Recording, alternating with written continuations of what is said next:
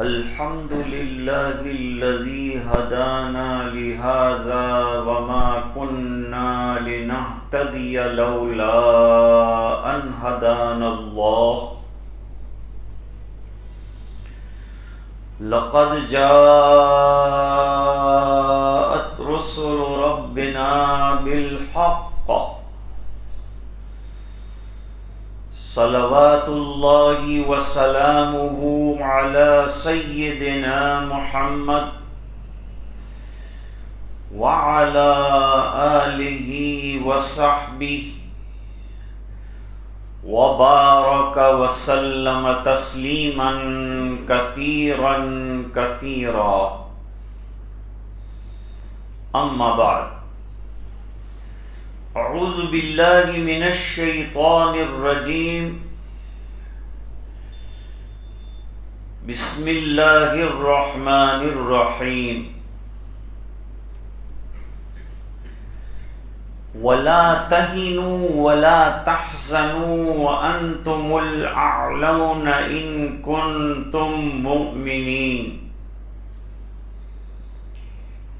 صدق اللہ مولانا العظیم اللہم صل علی سیدنا محمد وعلی آل سیدنا محمد وبارک وسلم۔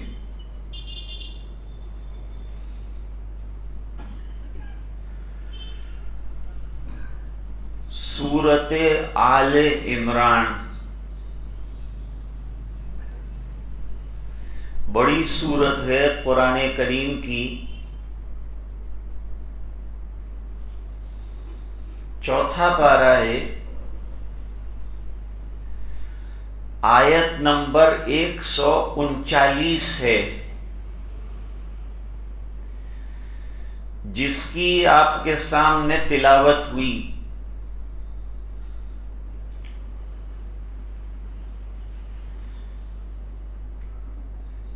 ایک خاص محور میں اللہ تعالی مسلمانوں سے فرما رہے ہیں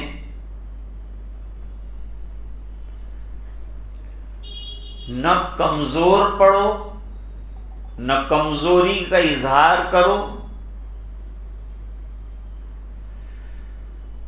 نہ حالات سے غمگین ہو، تم سر بلند رہو گے، شرط یہ ہے کہ تم پکے ایمان والے ہو۔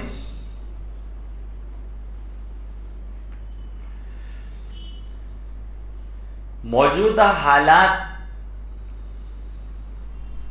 مسلمانوں کو ملک میں سراسیمہ کر رہے ہیں،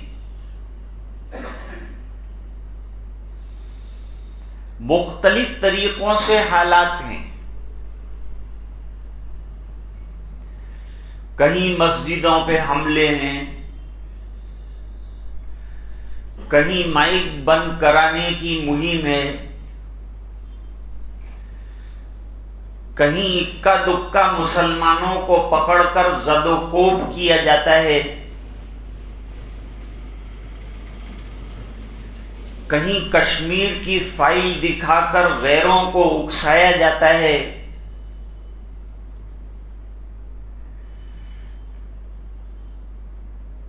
کہیں قرآن کریم کی توہین کی جاتی ہے، کہیں نبی پاک صلی اللہ علیہ وسلم کے خلاف بیانات دیے جاتے ہیں، کہیں مسجدوں پر قبضے کرنے کی باتیں کی جاتی ہے،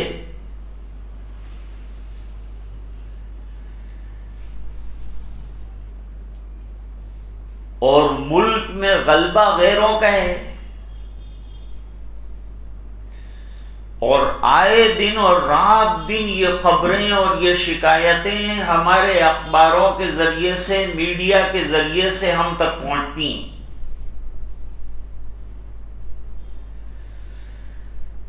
جس سے مسلمان بہت زیادہ سراسیمہ اور پریشان ہو جاتے ہیں کہ اب ہم کیا کریں۔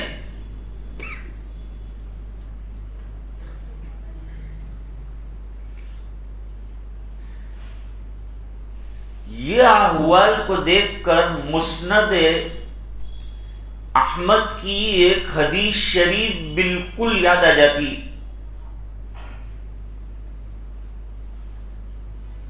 حضور پاک صلی اللہ علیہ وسلم نے فرمایا، ایک زمانہ آئے گا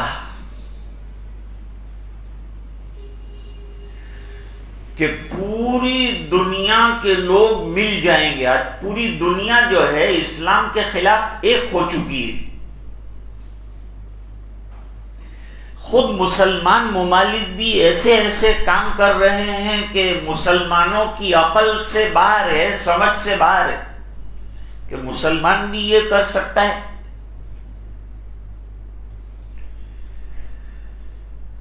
الکفر ملتاً واحدہ، پوری دنیا کے لوگ، چاہے وہ نصرانی ہوں، چاہے وہ یہودی ہوں، چاہے وہ کفار ہوں، سب مسلمانوں کا جب نام آتا ہے تو ایک ہو جاتے ہیں، اور ایک ہو کر کسی طرح سے مسلمانوں کو دبانے، انہیں زیر کرنے، انہیں ذلیل کرنے کی کوشش کرنے میں کچھ کسر باقی نہیں رکھتے۔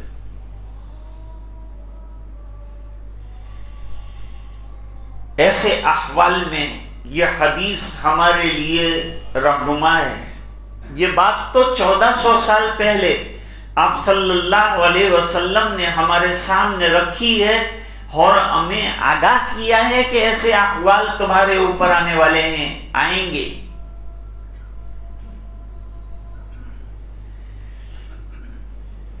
کہ پوری دنیا کی قومیں تمہارے اوپر ایسی ٹوٹ پڑیں گی جیسے بھوکے کھانے کے دسترخوان پر ٹوٹ پڑتے ہیں، اور ایک دوسرے کو کھانے پر بلاتے ہیں کہ بھئی یہ ڈش اچھی ہے، یہ کھا لو، یہ کھانا لذیذ ہے، یہ کھا لو۔ جس طرح دسترخوان پر لوگوں کو بلایا جاتا ہے، اس طرح سے تمہارے خلاف آواز اٹھانے میں دنیا کے لوگ ایک دوسرے کو بلائیں گے کہ آؤ تر لقمہ تیار ہے، ان کو ہضم کر جاؤ، ان کو کھا جاؤ۔ آج ہم کھلی آنکھوں سے دیکھ رہے ہیں کہ پوری دنیا کھا جانے والی نظروں سے ہم کو دیکھ رہی ہے۔ داڑھی کرتا ہو تو بڑے تعصب کے ساتھ ہمیں دیکھا جاتا ہے، ہمارا کام بھی نہیں ہوتا۔ ہم قانونی چیز لے کر جائیں تب بھی ہمارا کام نہیں ہوتا۔ ہماری کمزوری صرف یہ ہے کہ ہم مسلمان ہیں۔ پہلے تو سنا تھا کہ ڈاکٹروں کے اندر تعصب نہیں ہے، لیکن اب ان میں بھی تعصب آ گیا۔ یہ بات اطباء نے اور ڈاکٹروں نے بتلائی ہے کہ ان میں بھی عصبیت آ گئی، اور انہوں نے صاف کہا مسلمان کی فائل دیکھ کر کہ ہم آپ کا علاج نہیں کریں گے۔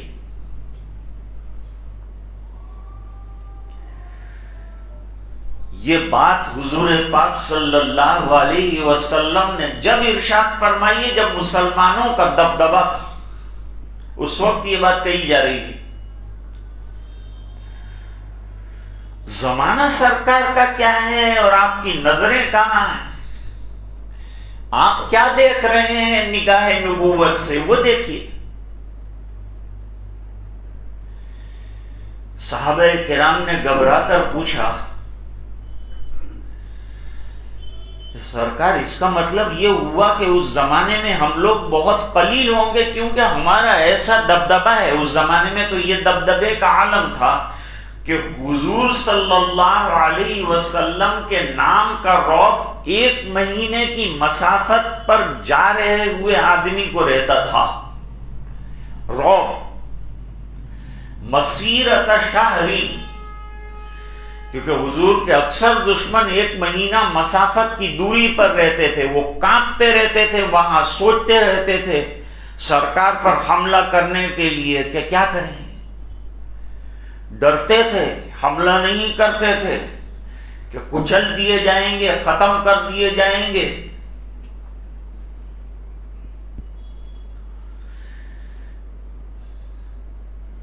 تو کہا حضور ہم لوگ بہت کم ہوں گے اس زمانے میں؟ حضور پاک صلی اللہ علیہ وسلم نے فرمایا کم نہیں ہوں گے، بہت زیادہ تعداد میں ہوں گے۔ اور واقعی آج دنیا میں ہم بہت بڑی تعداد میں، ہندوستان کے اندر ہماری تعداد 20 کروڑ سے زیادہ ہے، دوسرے ملکوں کو ملاؤ تو کروڑوں کی ہماری تعداد ہے۔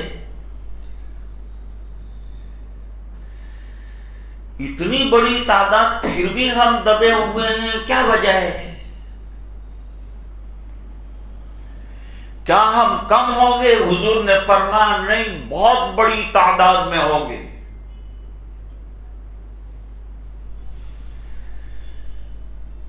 لیکن خالی تعداد سے کچھ نہیں ہوتا، صرف بڑی تعداد سے کچھ نہیں ہوتا، ایمان کی قوت اور یقین کی مضبوطی بہت ضروری ہے۔ حنین میں 12,000 کا لشکر تھا، لیکن اول مرحلے میں 4,000 کے لشکر سے ہارے، اور بدر میں 313 تھے اور مقابل میں 3 گنا زیادہ تھے، لیکن ایمان اور یقین کی بنیاد پر اللہ نے کامیابی عطا فرمائی تھی۔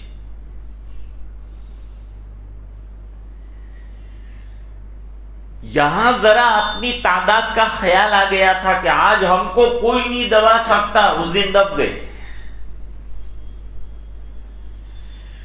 اور وہاں خیال یہ تھا کہ آج اللہ کی مدد آئے گی، تو اللہ کی مدد آ گئی۔ اور اللہ کی مدد کس کے ساتھ آتی ہے؟ إِنَّهُ مَن يَتَّقِي وَيَصْبِرْ فَإِنَّ اللَّهَ لَا يُضِيعُ أَجْرَ الْمُحْسِنِينَ۔ جو تقوی والی زندگی اختیار کرے، اللہ سے ڈرنے والی زندگی اختیار کرے، اللہ کے احکام اور اوامر پر عمل کرے اور صبر کرے، تو اللہ تعالیٰ ایسے محنت کرنے والوں کی محنتوں کو ضائع نہیں کرتے۔ یہ اللہ کا وعدہ ہے، وَلَن تَجِدَ لِسُنَّتِ اللَّهِ تَبْدِيلًا، اور اللہ تعالیٰ نے جو قاعدے بنائے ہیں اس میں تبدیلیاں نہیں آتی۔ فرمایا اتنی بڑی تعداد کے باوجود حضور یہ لوگ ہم کو کھا جانے کی کوشش کریں گے، کیوں؟ جواب دیا اس دن تمہاری مثال جو ہے سمندر کے اوپر جو جھاگ اور جو کچرا ہوتا ہے اس کی طرح ہوگی۔ سمندر کا جھاگ اور سمندر کا کچرا اتنا ہوتا ہے کہ پورے سمندر کو ڈھانک لیتا ہے، لیکن پانی کی ایک موج سے ادھر سے ادھر ہو جاتا ہے۔ اس طرح تمہارا ایمان اور یقین کی جڑ کمزور ہوگی، پھسپھسا اور بودا ایمان ہوگا، اس وجہ سے لوگ تمہارے اوپر شیر ہو جائیں گے، لوگ مضبوط ہو جائیں گے۔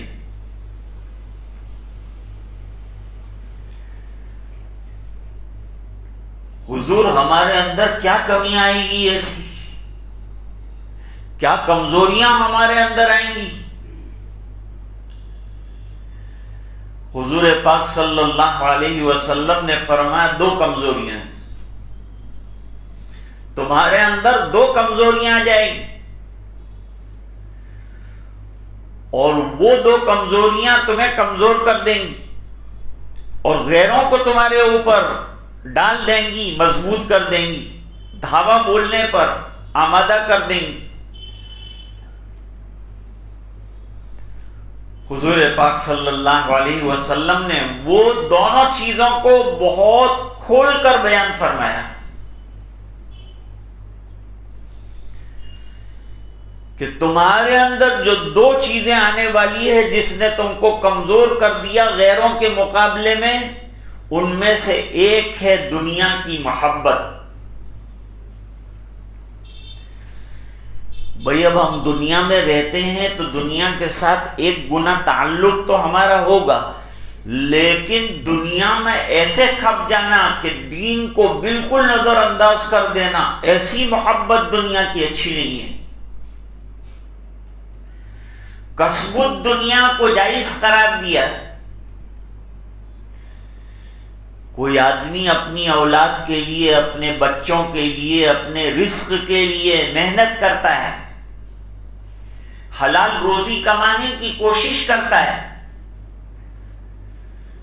تو فرمایا کسب الحلال فریضۃ بعد الفریضہ، حلال کمائی کا استعمال کرنا اور بچوں کے پیٹ میں حلال رزق ڈالنا اور خود بھی حلال کھانا اور اپنے پیٹ کا خیال رکھنا کہ اس میں کیا ڈال رہا ہے، یہ حیا ہے۔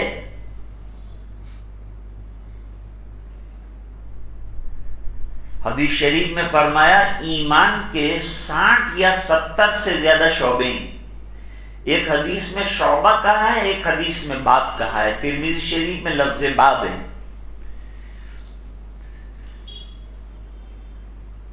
ان میں سے اعلیٰ درجہ عقیدے کی مضبوطی ہے، افضلها قول لا الہ الا اللہ۔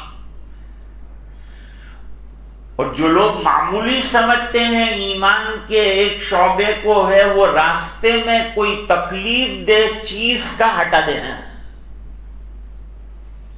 پتھر دیکھا ہٹا دیا، گندگی دیکھی ہٹا دی، مسجد میں کوئی گندی چیز دیکھی ہٹا دی، مسجد میں کچھ صفائی کی ضرورت پڑی تو کسی مؤذن کو کہنے کے بجائے خود کام کر لیا۔ صفائی اور نظافت مسلمانوں کا ایمان ہے۔ خود بھی صاف ستھرے رہنا، مسجد کو صاف ستھرا رکھنا، گھر کو صاف ستھرا رکھنا، محلے کو صاف ستھرا رکھنا، اپنی گاڑیوں کو صاف ستھرا رکھنا، اپنے دل کو صاف ستھرا رکھنا، یہ نماز کے ذریعے سے ہوتا ہے۔ پھر اسی حدیث میں ایک جملہ حضور پاک صلی اللہ علیہ وسلم نے بڑھایا ہے، وَالْحَيَاءُ شُعْبَةٌ مِّنَ الْإِيمَانِ، اور حیا ایمان کا زبردست شعبہ ہے۔ حضور پاک صلی اللہ علیہ وسلم نے صحابہ کرام سے کہا کہ استحیوا من اللہ حق الحیا، اللہ تعالیٰ سے حیا کا حق ادا کرو، ایسے حیا کرو جیسا کرنا چاہیے۔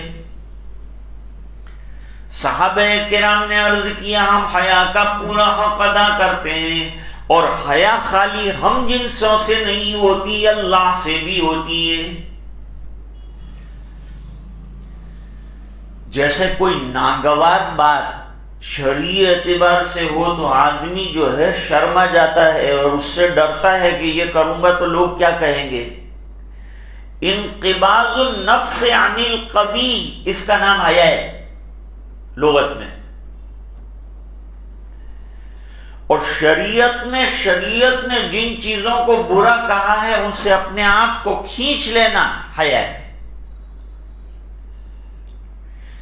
تو صحابہ کرام نے عرض کیا کہ ہم حیا کا حق ادا کرتے ہیں، فرمایا نہیں۔ صحابہ کرام نے سوال کیا پھر حیا کا حق کیا ہے؟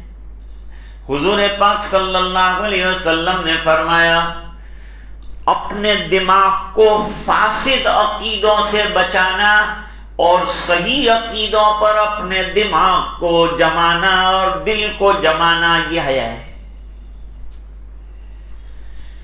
کہ دماغ میں فاسد عقیدے نہ آئیں، ایک اللہ سے ہونے کا یقین کرنے والے وہ ہیں، اس کے علاوہ کوئی ہمارا کچھ بگاڑ نہیں سکتا جب تک وہ نہ چاہے، یہ یقین رکھنا۔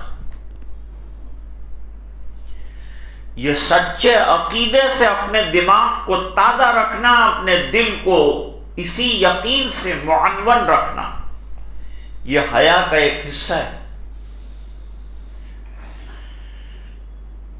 اور دوسری بات حضور پاک صلی اللہ علیہ وسلم نے فرمائی، پیٹ میں کیا ڈال رہے ہیں اس کا خیال رکھنا، یعنی رزق حلال کا خیال رکھنا، کسب حلال کرنا، حلال روزی کا استعمال کرنا، خود بھی حلال لقمے کھانا، اپنی اولاد کو بھی حلال لقمے کھلانا۔ اللہ تعالیٰ قرآن میں فرماتے ہیں، یا ایھا الذین آمنوا کلوا من طیبات ما رزقناکم واشکروا للہ ان کنتم ایاہ تعبدون۔ اے ایمان والو، پاکیزہ کھانے ہم نے تمہارے لیے بہت سے اتارے ہیں، وہ پاکیزہ کھانوں کو استعمال کرو۔ پاکیزہ کھانے سے نورانیت پیدا ہوتی ہے اور عبادت کا ذوق پیدا ہوتا ہے، اور رزق حرام کے ذریعے سے آدمی غلط راستوں کی طرف جاتا ہے، گناہوں کی طرف جاتا ہے۔ سیدنا عبد القادر جیلانی رحمۃ اللہ علیہ فرماتے ہیں، لوگوں کے خرچ کرنے سے میں پہچان لیتا ہوں کہ ان کی روزی حلال کی تھی کہ حرام کی تھی۔ جو حلال والا ہے وہ صحیح راستوں کی طرف چلتا ہے، اور جو حرام والا ہے وہ غلط اور گناہوں کے راستے کے اندر اپنا مال خرچ کرتا ہے۔ اور تیسری بات بیان فرمائی حضور پاک صلی اللہ علیہ وسلم نے کہ ہر وقت بلایا اور موت کا استحضار رکھے کہ بھئی مرنا ہے اور ایک دن دنیا سے جانا ہے۔ آج ہم لوگ اس لیے ڈرتے ہیں، کہیں ابھی مولانا عزیر صاحب نے کہا کہ ابھی تو مائک اتارنے کا آرڈر نہیں ہے، اس سے پہلے ڈر کر لوگوں نے مائک اتار دیے، اذانیں بند کر دی۔ اتنا کیوں ڈرتے ہو؟ اس ملک میں ہم برابر کے شہری ہیں، ہم نے قربانیاں دی ہیں اس ملک کی آزادی کے اندر، اور یہاں رہنے کا ہمارا جمہوری حق ہے۔ ہم کیوں ڈریں؟ کیوں برداشت کریں ظلم؟ مرنے کے لیے تیار رہو۔ گھر میں اگر شیر آیا تو کیا آپ بھیگی بلی بن کر بیٹھے رہیں گے اور شیر آپ کو کھا جائے گا؟ مقابلہ کریں گے کہ نہیں کریں گے؟ مقابلہ کرنا ہے۔ دیکھو دوستو، موت ایک دفعہ آنی ہے، 2 دفعہ 3 دفعہ نہیں آنی ہے، اور زندگی اللہ کے یہاں طے ہے، اس سے پہلے موت نہیں آئے گی، وہ زندگی گزار کر ہی ہم جائیں گے۔ لیکن صحابہ کی طرح بہادر بنو، موقع آئے تو مقابلہ کرو۔ ظلم کہاں تک برداشت کریں گے؟ ہم مقابلہ کر سکتے ہیں، لیکن ہم قانون سے ڈرتے ہیں، اور قانون کے ذریعے سے ہم مقابلہ کریں گے، عدالت میں اپیل کریں گے، جائیں گے۔ موت ایک دفعہ آنی ہے، گھبراؤ مت۔ اور موت کا وقت اللہ تعالیٰ نے طے رکھا ہے، اس پر موت آئے گی، اس سے پہلے نہیں آئے گی۔ گھبراتے کیوں ہو؟ اسی نے تو ہم کو کمزور کر ڈالا۔ کراہیت الموت، ڈرتے ہیں اب موت آئے گی، اب یہ آئے گی، اب پولیس آئے گا، اب یوں کاروائی کرے۔ کیا کاروائی کرے گا؟ کیا مار ڈالے گا ہم کو؟ ہم عدالت میں جائیں گے، دروازہ کھٹکھٹائیں گے، پولیس والا کوئی خدا نہیں ہے، اور ظالم جو ہیں ان کے ظلم سے ہم ڈرتے نہیں ہیں۔ ہم کو بھی 2 ہاتھ اللہ تعالیٰ نے عطا فرمائے ہیں، ہم کو بھی جگر اللہ تعالیٰ نے عطا فرمایا ہے۔ ہم نے وہ لوگ ہیں کہ 313 تھے، ہم نے 1000 کے مقابلے میں کامیابی حاصل کیا، وہ لوگ ہیں۔ ہم وہ لوگ ہیں کہ ہم کو برچھا مارا گیا پیچھے سے، جو آگے سے نکل گیا، خون کا فوارہ اچھلا، اور ہم نے یوں کہا تھا، فزت ورب الکعبہ، رب کعبہ کی قسم ہم کامیاب ہو گئے۔ تو ہم تو شہادت کو کامیابی سمجھتے ہیں، موت سے نہیں ڈرتے ہیں۔ اس لیے گھبراؤ مت، ہمتیں مضبوط رکھو، صحابہ جیسا عزم رکھو۔ اس لیے حضور نے فرمایا کہ حیا کا حصہ یہ ہے کہ ہر وقت موت کا خیال رہے کہ ایک دن مجھے مرنا ہے، موت سے ڈرنا نہیں ہے۔ وقت آئے گا تو موت آئے گی، مقابلہ کرتے ہوئے آئے گی، تو دب کر مرنا، 4 کو مار کے نہ مرے ہم۔ جو ہی لوگ آ کر مار کر ہم کو چلے جائیں اور ہم مار کھا کھا کے مر جائیں، ہم ایسے بھی کچے مسلمان نہیں ہیں۔ اس لیے اپنے ایمان کو مضبوط رکھو، اللہ سے ہونے کے یقین کو مضبوط رکھو، اور یہ یقین رکھو کہ اللہ تعالیٰ نے موت کا ایک دن مقرر کر رکھا ہے۔ ہمتیں اور حوصلوں کو بلند رکھو، ہارو مت، کمزور مت ہو۔ قرآن کریم کہتا ہے اگر ایمان تمہارا مضبوط اور مستحکم ہے تو اللہ تعالیٰ تم کو ہر قدم پر کامیابیاں عطا فرمائیں گے، اور کامیابی کا اللہ نے وعدہ کیا ہے، اس لیے ہم کو پورا اطمینان ہے کہ وہ کامیابی عطا فرمائیں گے۔ اور مسلمانوں کو طرح طرح کے حالات سے دوچار ہونا پڑا ہے، امتحانات ہم نے دیے ہیں اور امتحانات سے ہم دوچار ہوئے ہیں، اور امتحانات سے گزر کر اللہ تعالیٰ نے کامیابیوں کے پرچم ہمارے ہاتھوں میں دیے ہیں۔ احد میں ہم نے مار کھائی تھی، شہادتیں آئی تھیں، زخم آئے تھے، لیکن فتح مکہ میں ہم کھڑے ہو کر پھر دوبارہ نکلے ہیں، اور 10,000 کے لشکر کے ساتھ اللہ تعالیٰ نے ہم کو کامیابی عطا فرمائی ہے۔ پورا سینٹر جو ہے عرب کا، وہ اللہ نے ہمارے نبی کی جھولی میں ڈال دیا۔ عرض کر رہا تھا حضور پاک صلی اللہ علیہ وسلم نے کمزور ہو جانے کی 2 بنیادیں بیان فرمائی۔ ایک حب الدنیا، تو کسب دنیا منع نہیں ہے، حب دنیا منع ہے۔ محبت اتنی کہ اس کے مقابلے میں دین کو بالائے طاق رکھ دیا جائے، نمازوں کو بالائے طاق رکھ دیا جائے، قرآن کی تلاوت کو بالائے طاق رکھ دیا جائے۔ آج ضرورت ہے کہ ہم نماز پنجگانہ کے پابند ہو جائیں، تلاوت قرآن کے پابند ہو جائیں، اللہ کے احکام کو مکمل طور پر بجا لائیں، تو پھر جب تقویٰ آئے گا اس کے بعد اللہ تعالیٰ کی مدد آئے گی، اور اللہ تعالیٰ اچھے کام کرنے والوں کے اچھے کاموں کا بہترین بدلہ دیتے ہیں، ضائع نہیں کرتے۔ یہ اللہ نے قرآن کریم میں وعدہ فرمایا ہے۔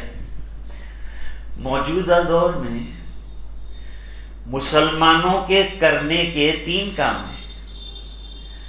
نمبر 1 توبہ، جو اعمال ہم کر رہے ہیں، جو گناہ رات دن ہم سے سرزد ہو رہے ہیں، ہم ان سے سچے دل سے اللہ کی بارگاہ میں توبہ کریں، روئیں، گڑ گڑائیں۔